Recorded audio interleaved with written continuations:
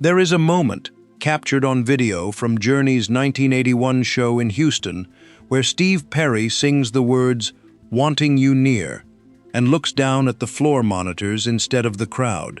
He said later that he had to keep his head down every time that line came around, because he was trying to swallow a lump in his throat.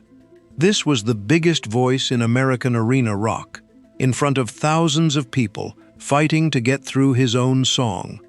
The house lights were down, the arena was full, and by every account, this was Journey at the height of their commercial power, a band that could fill any venue in the country. And still, in front of all of it, their frontman couldn't hold eye contact with his own audience during the song that had made them bigger than they'd ever been. The song was "Open Arms," and what almost nobody in that Houston crowd knew was how close it came to never being sung at all, not by Journey, not by Perry, not by anyone. Before it belonged to Journey, Open Arms had already been rejected once, by a different band, a different singer. It had been carried from group to group half-finished, mostly unwanted, until it found the one voice willing to fight for it. And once it found that voice, the fight was only beginning, because the rest of the band Steve Perry belonged to didn't want the song either. This is the story of how a ballad that almost nobody believed in became the biggest hit of Journey's career, and what it cost Perry to get it there. If these hidden stories move you, subscribe to RetroWaves for more. To understand why Open Arms caused so much friction, you have to understand what kind of band it was walking into. Journey had started in San Francisco in the early 1970s as a vehicle for guitar prodigy Neal Schon, a teenager who had already played alongside Santana before he was old enough to vote. According to manager Herbie Herbert, the band existed in large part to showcase Shon's playing, and its earliest records leaned heavily into free-form, progressive rock. Those albums didn't sell the way the label wanted, and by the mid-1970s, Journey was in real danger of being dropped by Columbia Records entirely. The band even auditioned another singer, Robert Fleischman, in 1977, hoping he might be the fix, but that pairing didn't last the year, and Journey was still searching for a frontman when Perry's name came up. The band survived by changing its sound, and that meant changing its voice. In 1977, after a short and unsuccessful stint with another singer, Journey brought in Steve Perry as frontman. Fans were skeptical at first.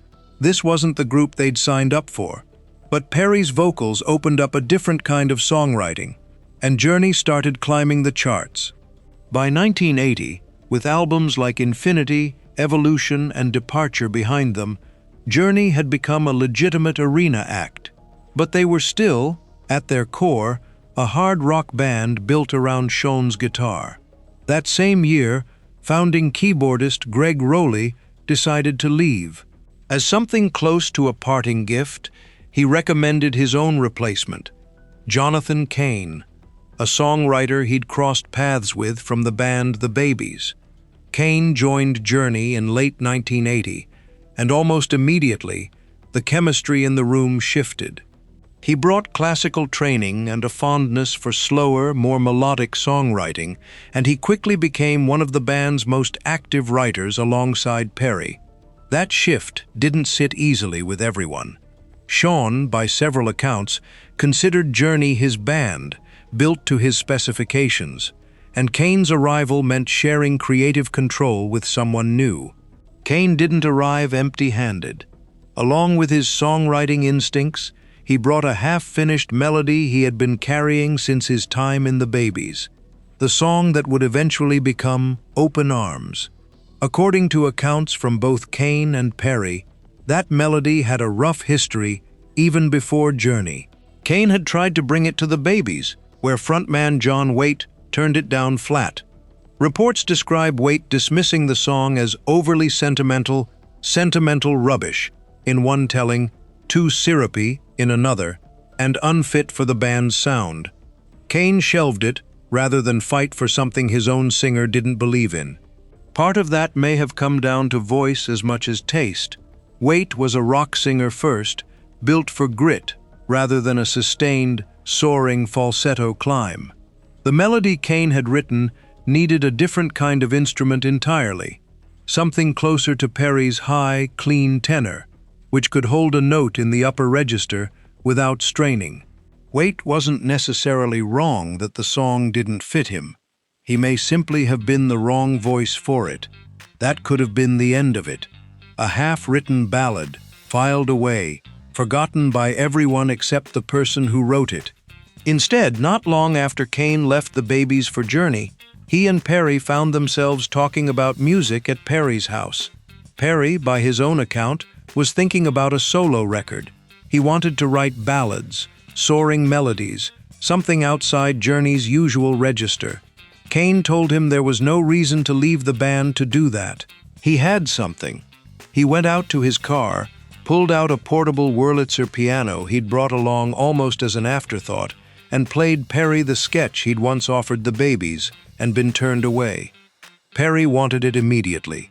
He has said he could hear, almost from that first run-through, exactly where the song could go.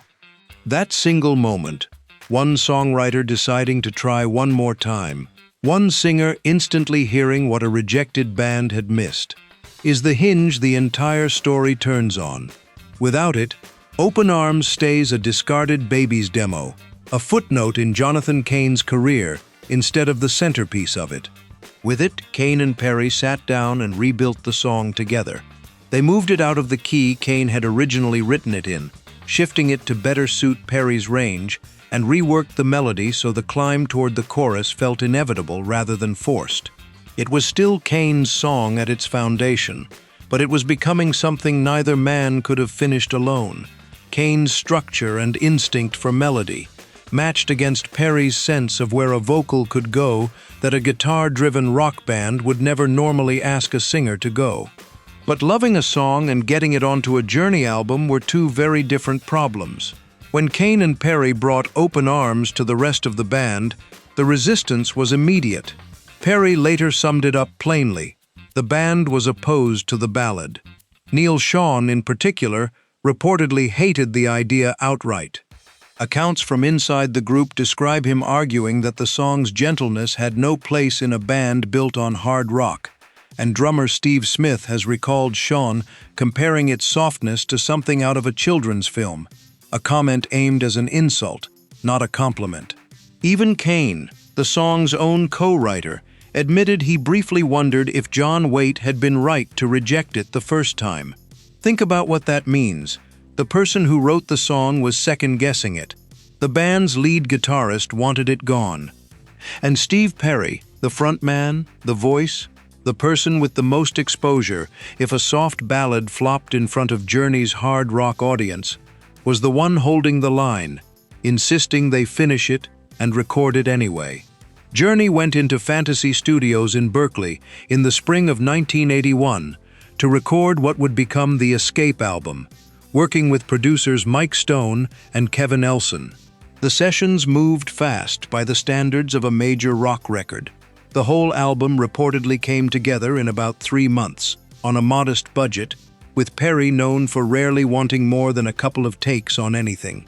Inside that efficient, high-pressure environment, Open Arms was still the outlier nobody had fully agreed to. It's worth noting that the same album, and largely the same writing partnership, also produced Don't Stop Believin', a song Cain built around a phrase his own father used to tell him. That song came together easily in a rehearsal space and became an anthem almost without resistance. Open Arms had no such easy path. 2 songs from the same sessions, written by the same hands, one embraced from the start, the other fought over from the first time it was played. According to Perry's own recollection, later aired on VH1's Behind the Music, recording the song became something close to an ordeal. He has described Schon taunting him and Cain in the studio while they worked on the track. Open friction, not quiet disagreement, happening in real time while Perry was trying to record one of the most vulnerable vocal performances of his career. Cain's own piano part came with its own complication. He has said he was sick with a bad cold during the session where he recorded the piano track, and that he wanted to redo it once he felt better. The rest of the band disagreed and kept the take he'd recorded while unwell. It's a small detail, but it says something about how little control either songwriter had over the song at that point. Even the man who wrote the piano part didn't get the final say on how it sounded. And even after it was recorded, Open Arms still wasn't safe.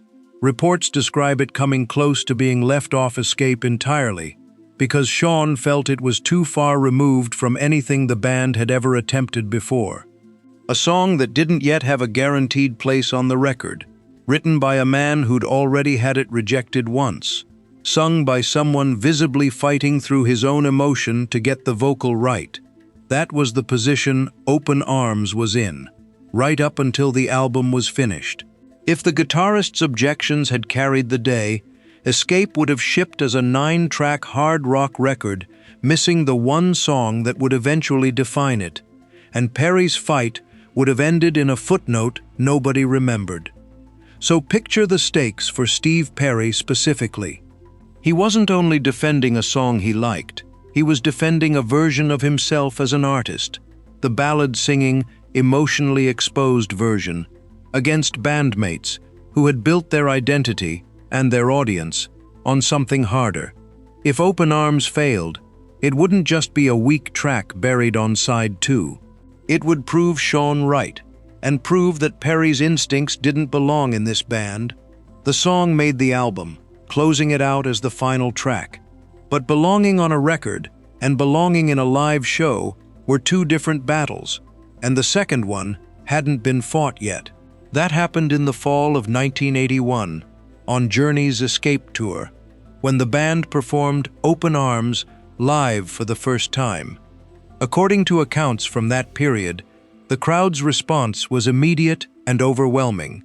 Not the polite acceptance of an album cut, but the kind of reaction that stops a room. Perry has described Schon as genuinely disbelieving what he was watching. This was the same guitarist who had compared the song to a children's film, standing on stage while thousands of people responded to it like nothing else that night. The band left the stage after 2 encores, and that's when, according to Perry's own account, Schon turned to him and said the song really kicked ass. Read that moment carefully, because it's the emotional core of this whole story. Schon wasn't offering an apology. He was reacting to the crowd, as if he'd had nothing to do with resisting the song in the first place. Perry has said he looked at him and, in that instant, wanted to kill him. His own words, not an exaggeration added later. Not because the compliment itself was unwelcome, but because of what it revealed. The man who had fought hardest against Open Arms was now enjoying its success, without ever acknowledging what it had taken Perry and Cain to get it there. That's not a footnote. That's the whole tension of this story landing in a single sentence, backstage, after 2 encores, with no cameras rolling. It's the difference between a band that plays a song together and a band that actually agrees on why the song matters. What happened next is the part everyone remembers, even if they don't know the fight behind it.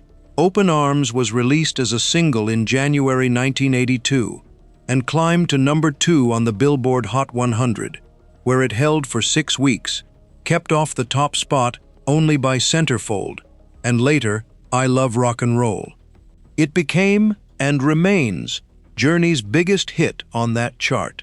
The album it closed, Escape, went to number 1, stayed on the Billboard charts for well over 2 years, and has since been certified diamond by the RIA, a level of success that only a small number of albums in American music history have ever reached. It transformed Journey from a respected arena act into one of the defining bands of its era. That success didn't stay locked in 1982. Mariah Carey recorded her own version of Open Arms in the mid-1990s, and it became one of the best-known versions of the song in the United Kingdom, reaching the top 5 there. Over the years, it has also been covered by artists as different from one another as Celine Dion, Dolly Parton, Boyz II Men, and Barry Manilow. a range that says something about how far the song traveled beyond the hard rock audience Schon had originally worried about losing. It turned up on the soundtrack to the animated film Heavy Metal the same year Escape was released, showed up again in the film The Last American Virgin, and decades later was performed on the television series Glee, introducing it to a generation of viewers who hadn't been born when it first charted. It has been called a wedding anthem in entertainment coverage, and it remains a fixture at karaoke bars and school dances, still doing the emotional work it was built for, in rooms where nobody's thinking about the fight it took to get there. None of that was guaranteed when Cain pulled that Wurlitzer out of his car. None of it was guaranteed when Perry had to keep insisting against his own guitarist that the song deserved to exist.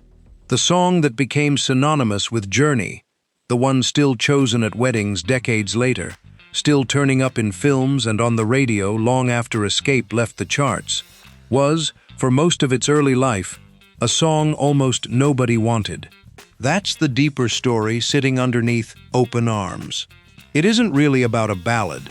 It's about what it costs an artist to protect something fragile inside a group that doesn't yet understand its value. John Waite didn't hear it. Neal Schon didn't hear it. Not until an audience made the decision for him. Even Jonathan Cain, the song's own author, briefly doubted himself. The only person who heard what Open Arms could become from the very first time it was played on a car-trunk Wurlitzer was Steve Perry. And maybe that's why he couldn't keep his head up during that Houston performance years later. Not because the song was sad, but because he knew exactly what it took to get there. The rejection before Journey, the resistance inside it, the taunting in the studio, the album it almost didn't make. Every time that line came around, wanting you near, he wasn't just singing a lyric. He was singing the proof that he had been right to fight for it in the first place. That's the story people rarely hear when Open Arms comes on the radio.